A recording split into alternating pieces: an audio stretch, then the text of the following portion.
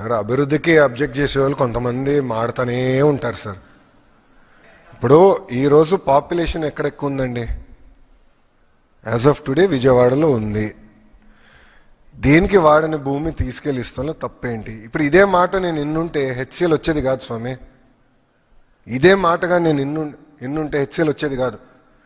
ఎందుకంటే అక్కడ కొంత భూమి ఆర్టీసీ భూమి ఉంటే నేను ఆర్టీసీకి వేరేది ఇక్కడ భూమి ఇచ్చి హెచ్సిఎల్ ఓపెనింగ్కి ఇది కావాలి అని చెప్పి నేను తీసుకునే భూమి ఆ రోజు. ఈరోజు ఎంతమంది పనిచేస్తున్నారు అక్కడ? 4500 మంది ఒక హెచ్సిఎల్లో పనిచేస్తున్నారు. Boss government has to take bold decisions. అభివృద్ధికి సంబంధించిన బోల్డ్ డెసిషన్స్ మేము తీసుకుంటాం. 1995లో బాబు గారు అంత బోల్డ్ డెసిషన్స్ తీసుకున్నారు అనుకునే హైదరాబాద్ ఈరోజు ఈ స్థాయికి వచ్చిందండి. అరే చాలామంది ఎగతాలు చేయలేదా అన్నాడు. శంషాబాద్కి 5000 ఎకరాలు ఎందుకని? ఈరోజు చూడండి, ఒక్కసారి వెళ్ళి చూడండి ఆ ఎయిర్పోర్ట్ని. One of the best airport in the country అండి అది. Today also I'm very proud. బెంగళూరుతో పోల్చిన, చెన్నై వదిలేసేయండి దారుణంగా ఉంటుంది, బట్ బెంగళూరుతో పోల్చిన ఇతర ఎయిర్పోర్ట్తో పోల్చిన Hyderabad is one of the best airport. ఇంకొక 100 సంవత్సరాలు వాళ్ళకి కావాల్సిన ఎక్స్పాన్షన్ మొత్తం అక్కడే చేసుకోవచ్చు. ఈరోజు బెంగళూరు ఏంటి, ఎయిర్పోర్ట్ ఫుల్ అయిపోయింది, వేరే ఎయిర్పోర్ట్ కట్టుకోవాలంటున్నారు. రెండు ఒకేసారి మొదలైన కదా పనులు. That is vision.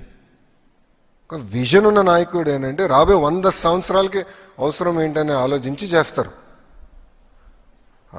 దానివల్లే కదా ఈరోజు ఔటర్ రింగ్ రోడ్ ఎవరు డిజైన్ చేశారు? అప్పుడు చంద్రబాబు నాయుడు గారు కదా. మెట్రో ఎవరు డిజైన్ చేశారు? చంద్రబాబు నాయుడు గారు కదా అన్నాడు. ఈరోజు చూడండి ఎంత ఉపయోగపడుతుందో తెలంగాణకి. హైదరాబాద్ అదృష్టం ఏంటంటే బాబు గారి దగ్గర నుంచి తర్వాత కూడా ఏ ముఖ్యమంత్రి అయినా, రాజశేఖర రెడ్డి గారు అయి ఉండొచ్చు, రోసయ్య గారు అయి ఉండొచ్చు, కిరణ్ కుమార్ రెడ్డి గారు అయి ఉండొచ్చు, కేసీఆర్ గారు కూడా అయి ఉండొచ్చు, అందరూ హైదరాబాద్ని అభివృద్ధి చేసిన వాళ్ళే. జగన్ లాగా అభివృద్ధి ఆపిన వాళ్ళు కాదు. That is the luck, greatest luck of Hyderabad అండి.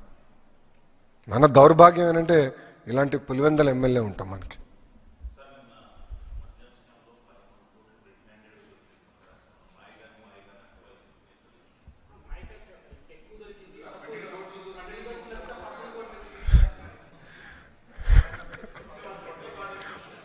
సరే, ఏ పెట్టిలు ఎంత పడుతుందో మాకేం తెలుసు స్వామి, అది మీరు జగన్మోహన్ రెడ్డి గారిని అడగండి, నీట్గా లెక్కలు ఇస్తారు. ఇప్పుడు నేను ఒకటే అండి, మన ప్రజలందరూ ఒక్కసారి గుండెపైన చేయబెట్టుకుని ఆలోచించాలి. ఆనాడు ఎలాంటి బ్రాండ్స్ ఉండేయండి?